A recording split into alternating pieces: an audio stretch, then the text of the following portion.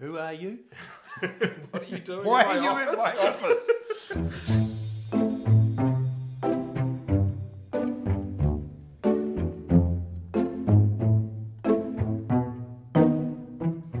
Kia ora, hello, welcome back to Dave Tells Us About Wellington Central for our third and final episode of this mini-series.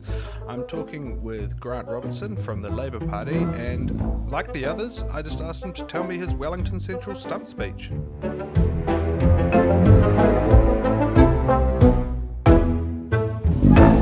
Stump speech for Wellington Central starts by talking about COVID-19 because we have to acknowledge that it's going to be with us for some time and that the work that we do to make sure that we protect New Zealanders' lives and livelihoods carries on. So I start my stump speech by talking about that. When I'm going further down into what happens for Wellington, three things: housing, transport and the arts are the three that I focus on when I'm talking.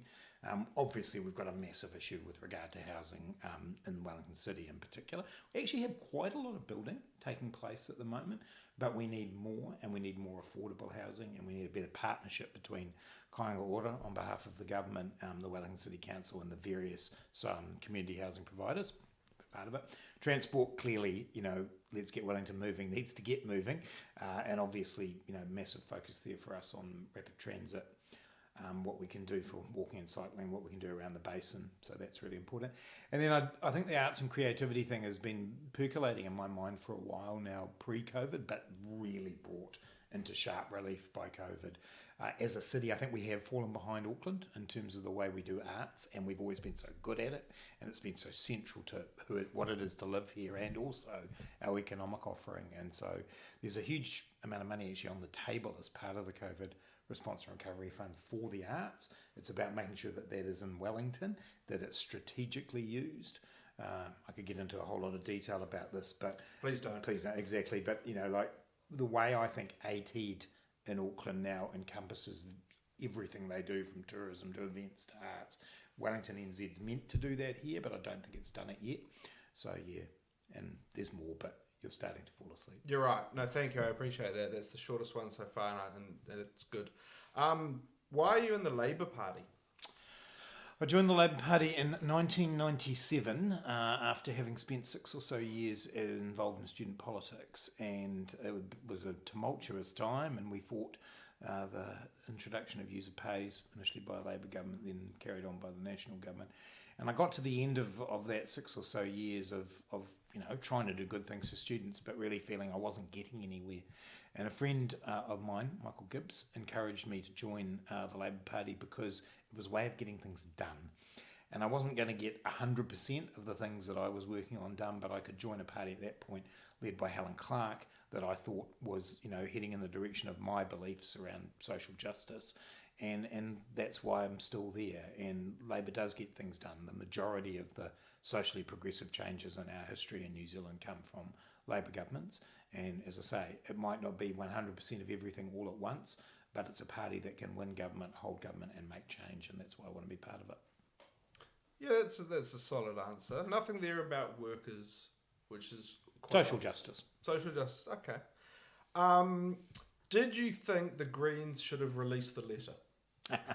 I don't think it would have mattered in any way whatsoever, but I am fascinated by the obsession of Chris Bishop and Nicola Willis with the letter. Yeah, it came up a lot when I spoke with Nicola, actually.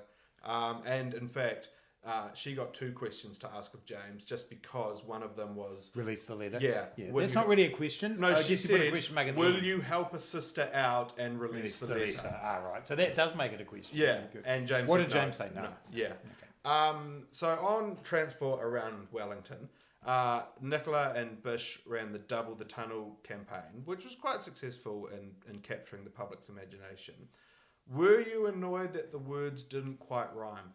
Double the tunnel. It doesn't, does it? No, and that's all. So Yeah. I spoke to Nicola ages ago and suggested that she rename it Drill the Hill Phil, which she didn't go with.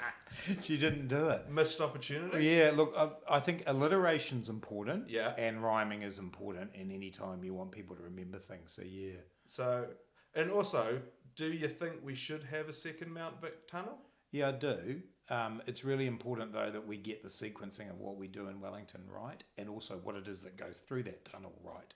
But yeah, regardless of whether or not it's a public transport-based tunnel or whether or not we use it for different directional traffic flows, it will happen. It needs to happen. The 1931 tunnel is not really enough for all of us. So yeah, but we've got to do this on the basis of the business cases that we get. They're a bit delayed, unfortunately, but we will get them soon. So on that, Nicola's question was, which Let's Get Wellington Moving projects do you commit will be underway by the next election, with underway defined as construction having commenced? Now, before you answer, I pointed out to her that sounds like she's conceding that you'll be in government to be able to make that decision, and she very quickly texted back, the premise for commitments is if he is in government. If he's not in government, the Mt Vic Tunnel will be underway by the next election, which I thought sounded a bit like a threat. Well, I think that'll be a struggle regardless of who's in government. For me, the priority is the public transport and the rapid transit work, and I definitely want to see that work started before 2023. But we've got to see whether or not the business cases stack up and the order of them stacks up. Okay. Who do you think is a better mayor of Wellington, Andy Foster or Mittens the cat?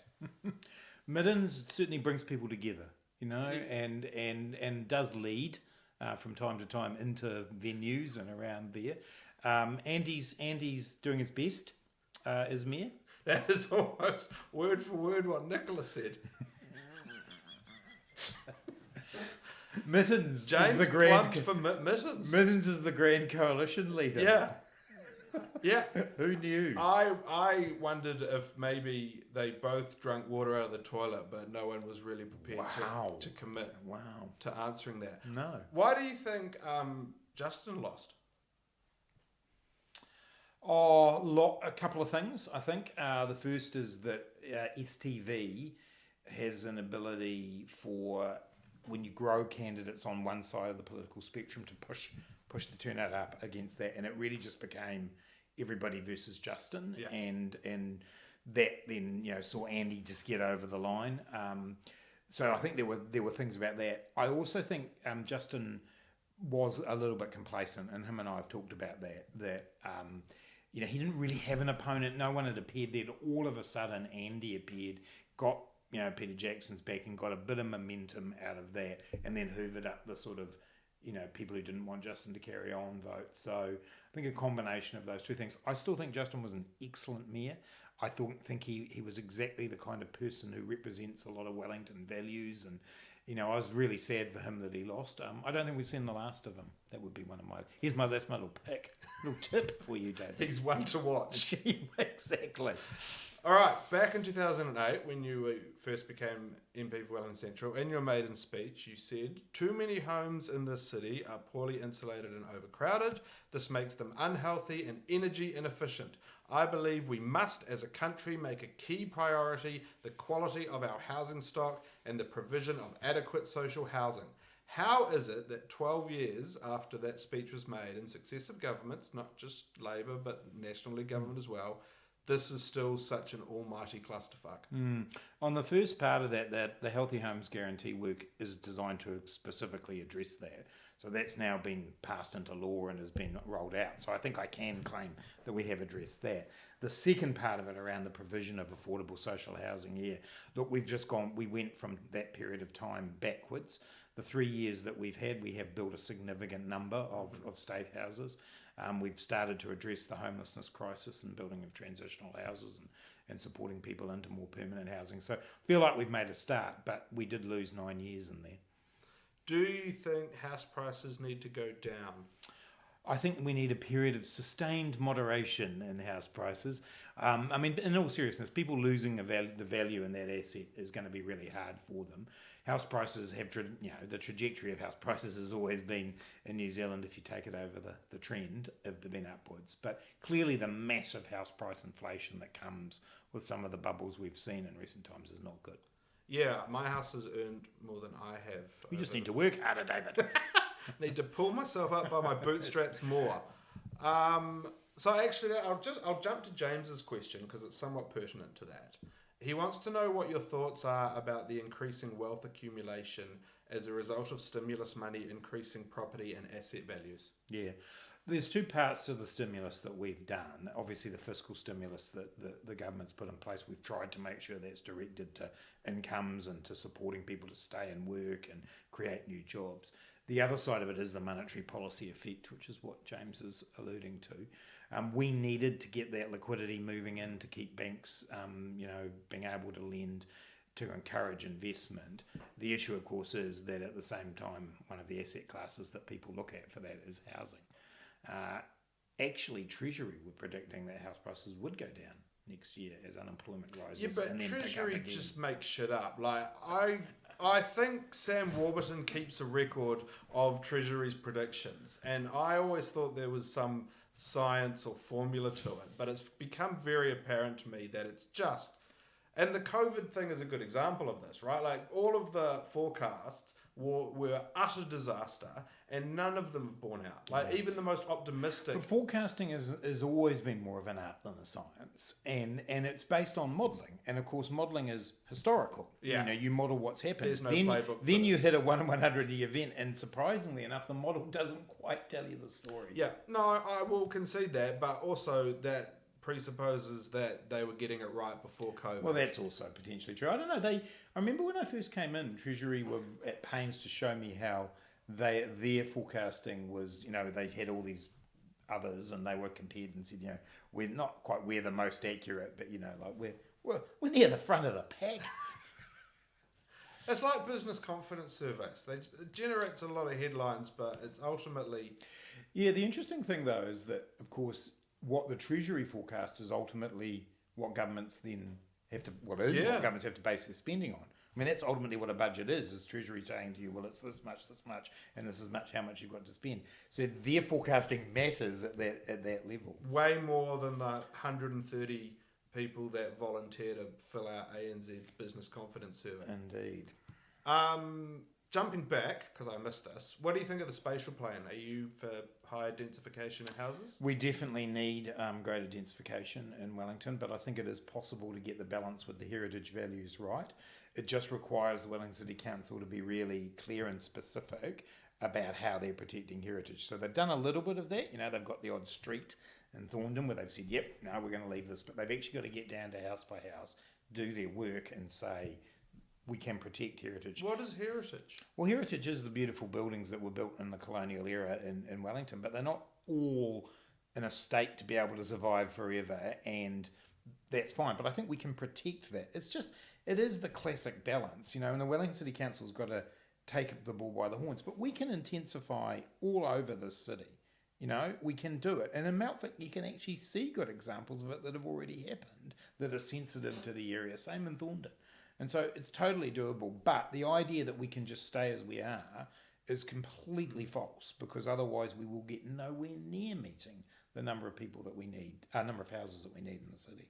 I went and read your Wikipedia page. Mine? Yes. God, I haven't looked at that for years. Yeah, well, I'm calling bullshit on that. No, truly. All the time. There's a lot of ego surfing that goes on, don't worry, but just not on the Wikipedia page, that's all. But anyway, it said something that I had never heard before. Okay. It said that during the 2005 election, you were referred to as H3. I was. Were you really? By Al Morrison, the then political editor of Radio New Zealand, now the Deputy State Services Commissioner, I think he is now. He was the head of DOC for a while. And you were H3. So H1. None of your names even start with H. I know. So H1, Heather. Helen. Ooh. Jeez. Freudian. Mr. Freud. H1 Helen, H2 Heather, and then he just called me H3. It was like, do you realise that H3 is in fact a type of treated timber? No. Yeah. So arguably could have been a reference to that. Yeah. Less complimentary. No, it was. He decided that given my role backstopping Heather, that's what it was happening. Long time ago.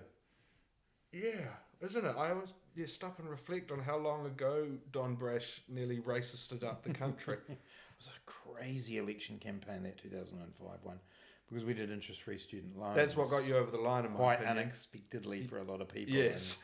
And I remember talking to the now Labour candidate in Epsom, Camilla Bellich, who was the NZUSA president at the time, and she texted Bill English from the venue where we were making the announcement saying Labor's making interest-free loans interest-free, and according to the story, he texted back saying, "You're kidding." You know, it was like, yeah.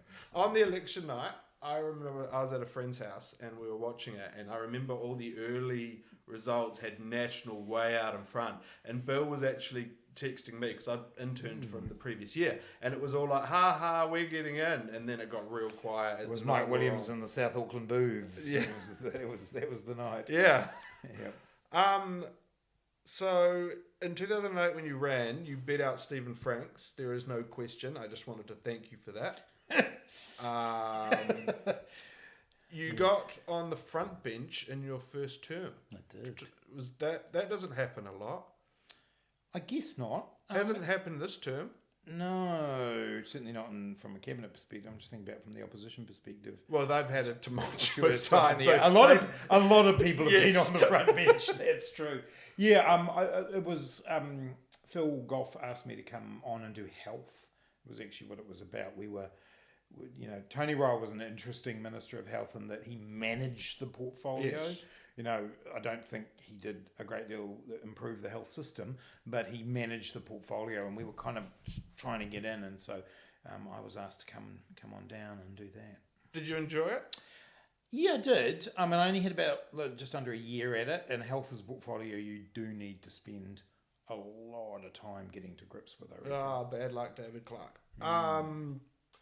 I can't remember the year, but I remember when I interviewed you, you were no longer health, and you were quite pleased to have left that. Yeah, it's not something I've sought. Yeah. I've always thought you'd actually be a really good health minister because there's a level of empathy required of the health minister that you seem to have. I get the balance. This is why Annette was such a good Minister of Health. You do definitely need that, but it's also a system that is a black hole for money. Yeah. And so you've got to get that balance of being quite hard-headed about that, but also empathetic and compassionate. And yeah, I reckon Annette did that really well. How come the Canterbury DHB bailout just seemed to suddenly pop up from nowhere and fly very much under the radar? I don't know particularly. Chris went down there to talk to them, and him and I are the two people who have to make the decision about what we call equity support in the health system. And yeah, we signed it off not very long ago. So I think he just took the opportunity to talk about it when he was there. It is a hugely challenging area because, as will have been pointed out to people, really that's just dealing with what's happened. Going forward, you've still got to find a way of them being able to at least get within cooey of their budget. Yeah, pay nurses. Well, the thing is, we do that. Each DHB obviously has its own, slightly different ways of addressing particular issues, but we've put a lot of extra money into health, and a lot of extra money is gone to the Canterbury DHB as well. So we're going to keep working with them. There's no reason for service cuts, and I think that's a bit of a mythology that's been built up down there. It's actually just about us supporting that DHB to be able, to have a sustainable plan. I think we can do it. But yeah, no, Chris went down there to talk to them. So I saw that it was weird. I saw two stories from stuff, almost like two different events. Yes. The first story was like ruled it out, told them to live within their means, and then later on that evening, $180 million write-off. It's a very confusing period. Very odd set of stories there. But it's only political losers like me that pay that much. Yeah, well, of course you're a political loser. You're a politician. But it's only people like me that pay that closer. I know. And so when I interviewed you last, you had lost the leadership race to David Cunliffe, which I think everyone in Labour can go, wow, what the fuck was that? But you said to me you still held leadership aspirations after David had served 2 or 3 terms as Prime Minister, is the quote that I recorded. Crikey. I know, which obviously was just straight up political bullshit. Okay, so or that's some kind of hallucination or some kind of experience, yeah. So we'll move past that. But do you, and I know that you've said now you've tried twice and you don't, but do you now have aspirations to be leader after Jacinda has served 32 terms as Prime Minister? Not at all, no. I meant what I said back then. I'd had 2 goes at it, and I've, Jacinda's been so good, and I know who wants to follow that. Well, I'm more than happy. Also, I'll be like about 87 years old by the time it happens. So no, very, very happy supporting her as the leader. It wasn't until the 2017 election that you actually won the party vote in Wellington Central. In fact, in 2011 and 14, the Greens got more party vote than Labour. And MMP, you all tell us party vote's the most important vote. So what do you put that down to? Oh, they were the Troubles. I mean, we had that time in opposition where, obviously after the first term, 2011, we hadn't got a lot of traction. 2014 was, frankly, a disaster. A little bit of a disaster for us. And so that was reflected in that party vote. But then fantastic in 2017 to come back, and pretty optimistic about this time. All right, so just to bounce back to fiscal policy momentarily, you proposed to introduce a new top tax rate at 180k, and that's fine. I love a progressive tax system, but this is still shouldering all the burden onto salaried workers and asset hoarders. I think everyone agrees that isn't on the right, don't really pay their fair share. Have you been as bold as you would have liked to have been? Well, I'm on the record, as Jacinda is as well, of having supported capital gains tax. I understand that in our system, assets and wealth are not taxed in the same way as income, but we're in the middle of a global pandemic. I have prioritised stability. I absolutely acknowledge that. So obviously there are other things that could be done.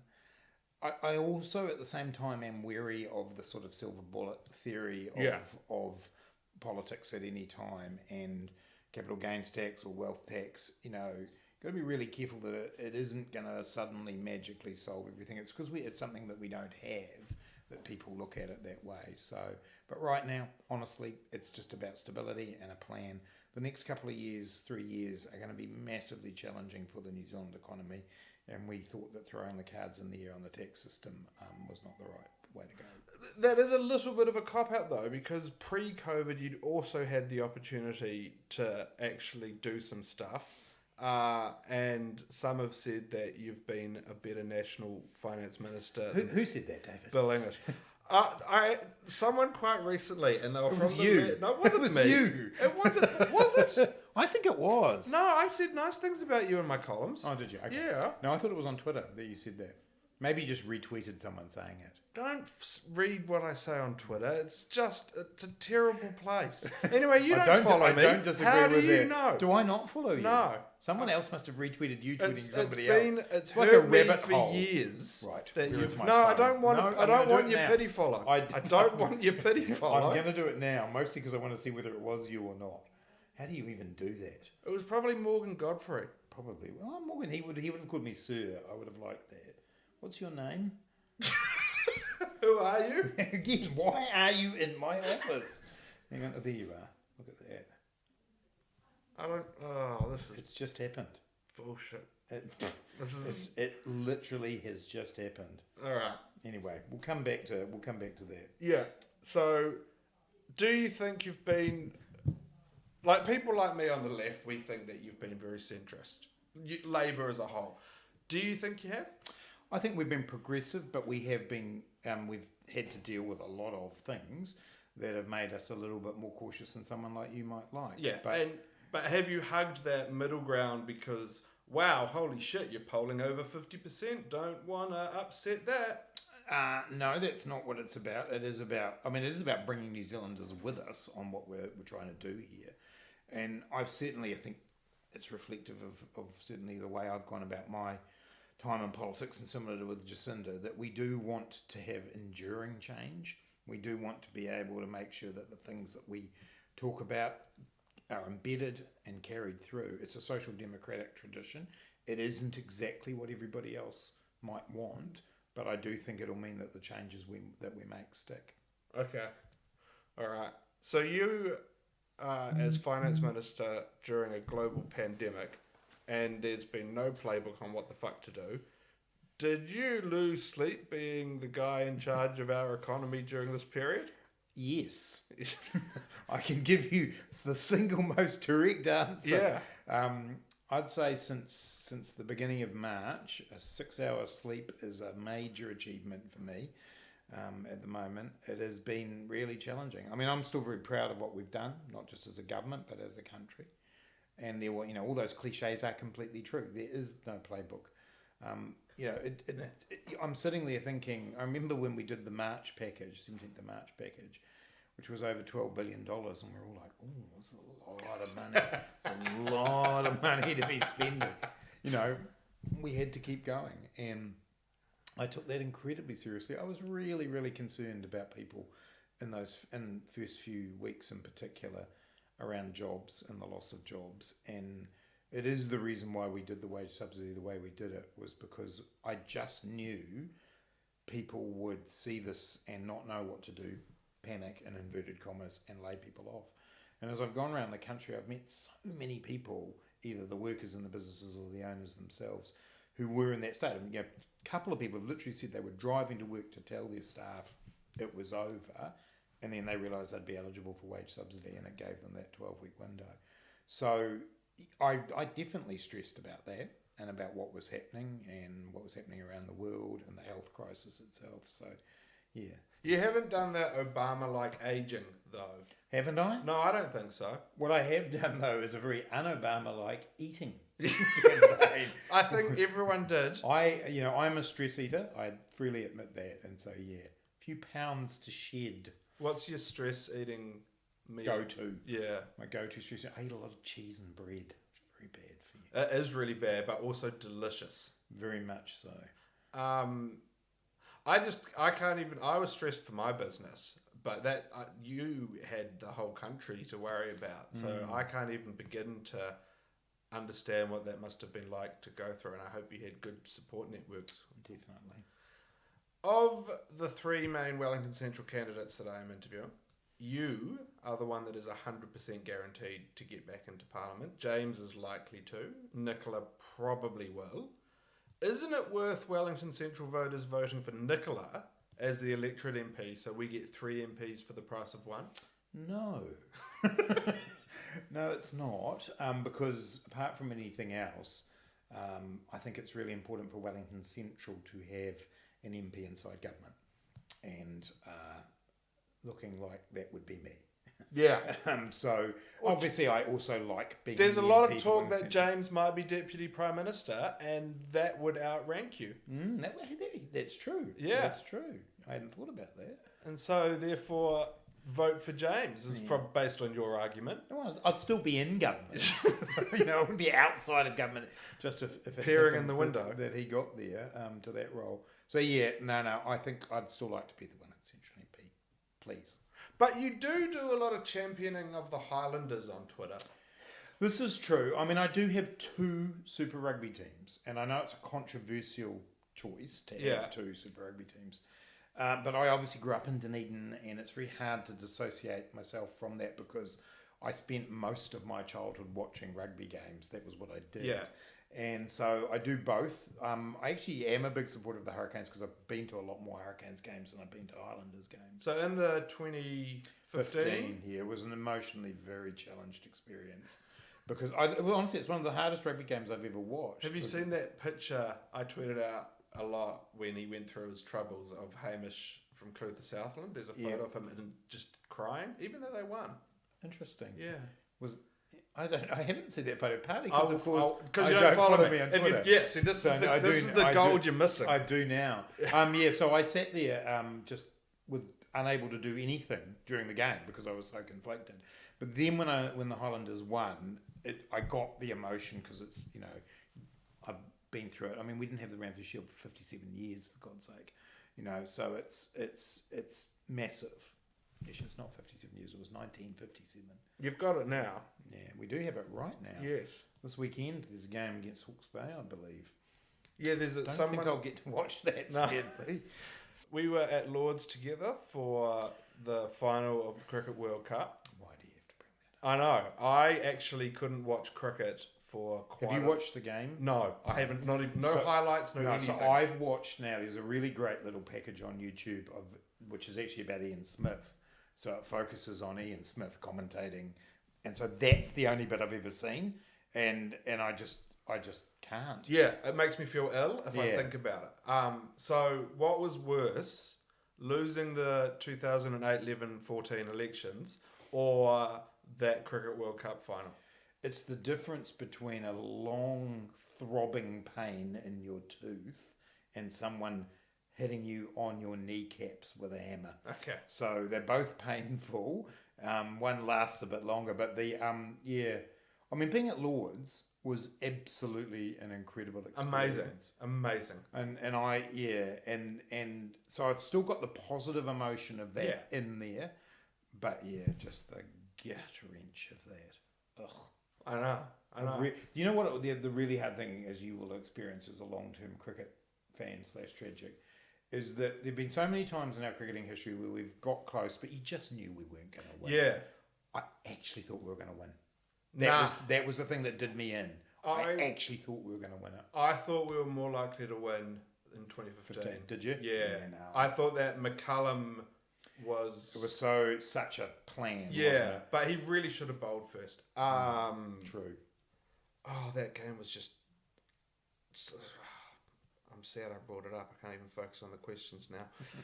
You're a huge champion of women's sport, which is great. As Minister of Sport, I don't think anyone has been as big a champion of it. What can we be doing better? Just about everything, frankly. And so that's what the strategy we've got's about. We need to lift the visibility more than we do. That's a joint effort between... Is that a role for government, though? Codes, we've got a role to play in supporting the codes to do that. Making sure that we actually provide the funding that goes there. One of the reasons that there's an issue there is because of commercial sponsorship. Yeah. Well, that's what helps lift the visibility. And I personally don't think some of the major codes particularly do enough to chase the sponsorship dollars. Right at the moment, really hard, but up to previously to chase the sponsorship dollars like the Black Ferns. I just think they're such a marketable team, and I can't understand what's happened there. There's also the issue around how the money flows from trusts and so on, and I think Lewis and Wall's done quite some really interesting work on looking at where the money goes from the gaming trusts and so on as well, community trusts. So we could certainly do that better, I think. We've got to be making sure there are more women in coaching positions. I've got some funding we've put together for that because of the carded professional coaches in New Zealand, tiny percentage are women, and most of those are in netball.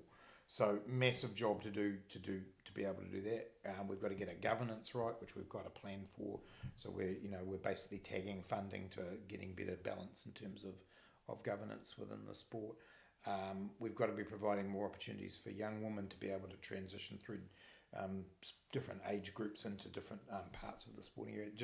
It's at every level. We've made some really good starts, and it is about actually talking about it. And we've now got Rugby 2021 World Cup, cricket now in 2022, football, which is going to be an amazing event in 2023, and the International Working Group on Women in Sport across all of those years, well up to the end of 22.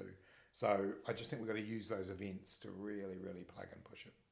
I still play club cricket, and thank you. And Onslow. I live in Naya, and I grew up in the ghetto of Kandala. Mean streets. Exactly. And the greatest cricket game I ever played was Sophie Devine played for us because we were short and we cleared it with Cricket Wellington.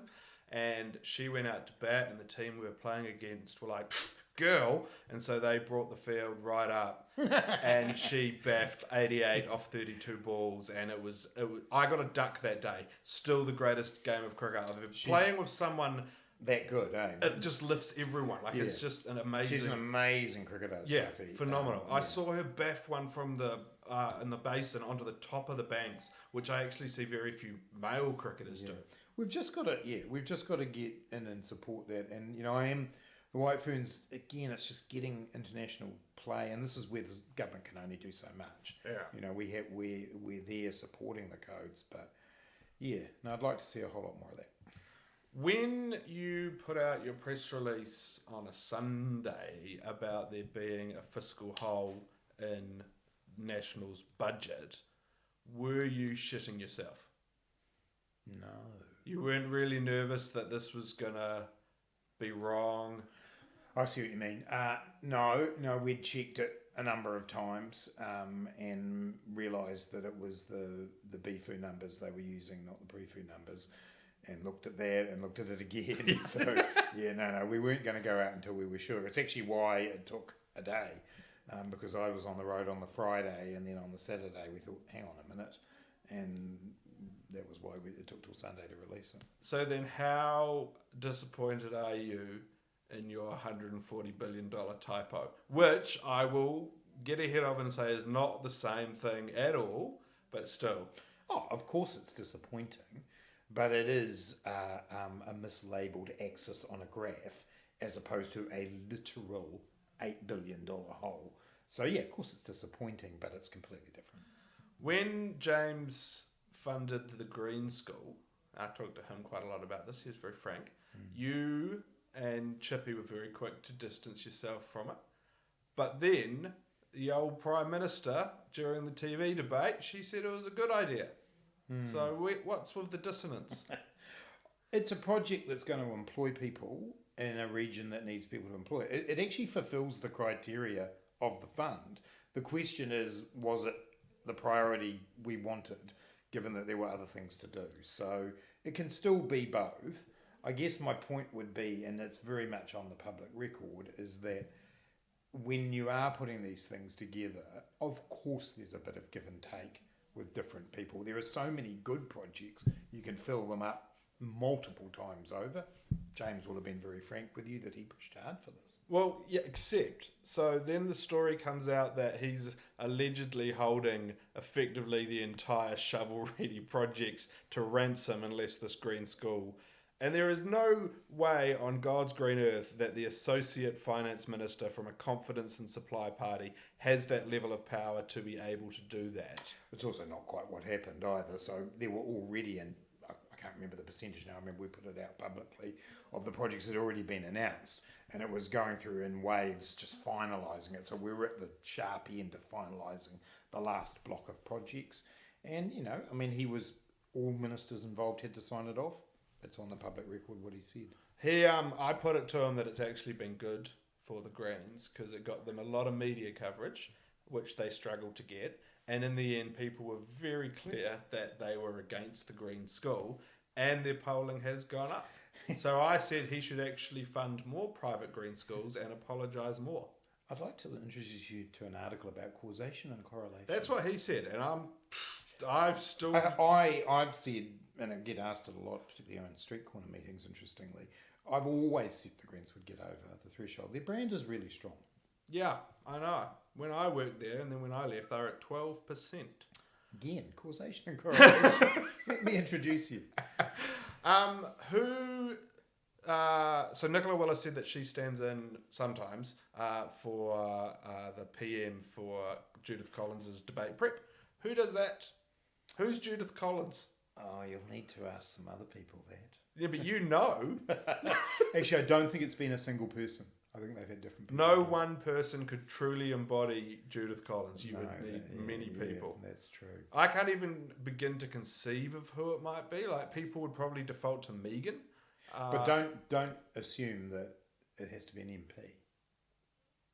Oh, bloody old Andrew Campbell, eh? Him and Judith Collins, very similar people. I've actually got an idea who it might be. I won't say because I like her too much. Who from the other side of the house would you be quite happy to have in your party? When you say the other side of the house, can I choose people who are in other parties but not sitting directly opposite me? People that are not your coalition partners or your confidence and supply partners.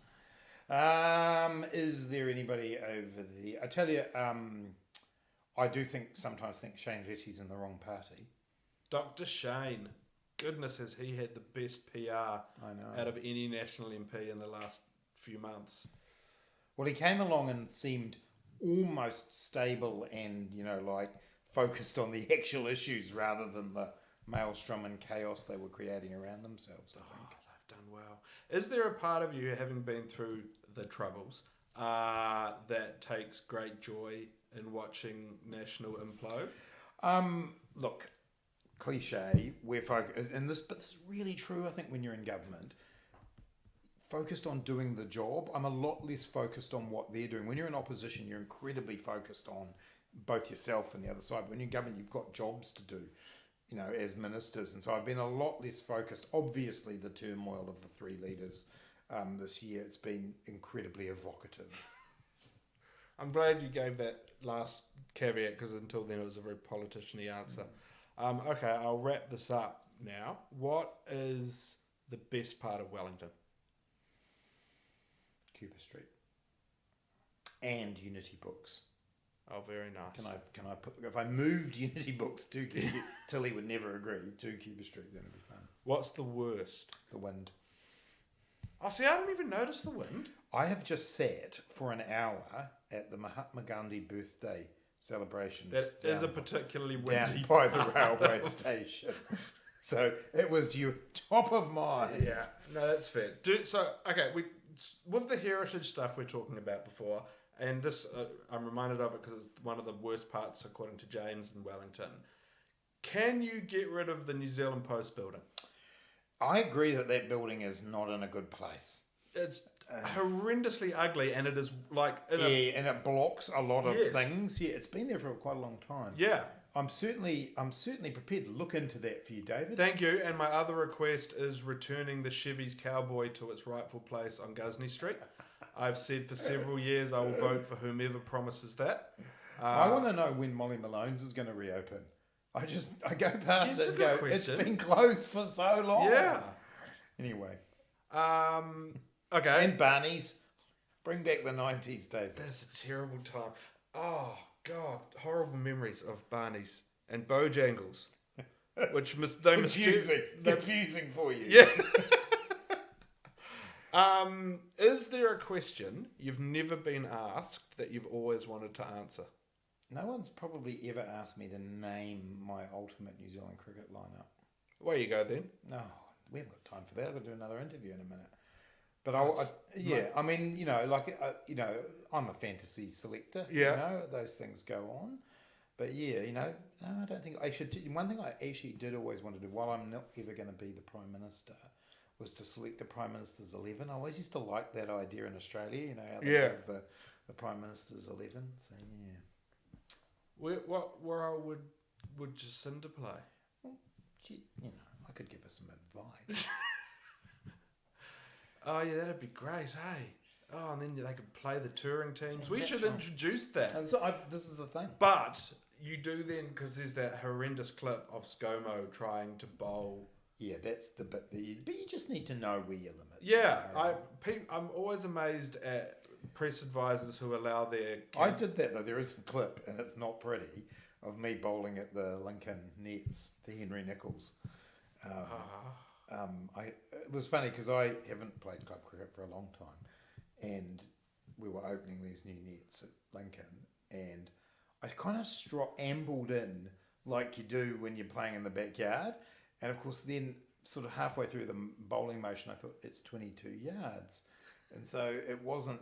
the next delivery was fine because I remembered you actually have to do stuff with your shoulders to get the ball to go down the other end. But there is a terrible clip of that. Oh, I'm going to have to dig it out. Find it. Yeah, I will, and then I'll tweet it out. All right, thank you very much. Thanks, David. Thank you, Grant, and I have actually gone looking for the file of Grant bowling like shit, and I have not yet been able to find it. That is the end of Dave Tells Us About Wellington Central. Please subscribe, review if you want, and tell your friends.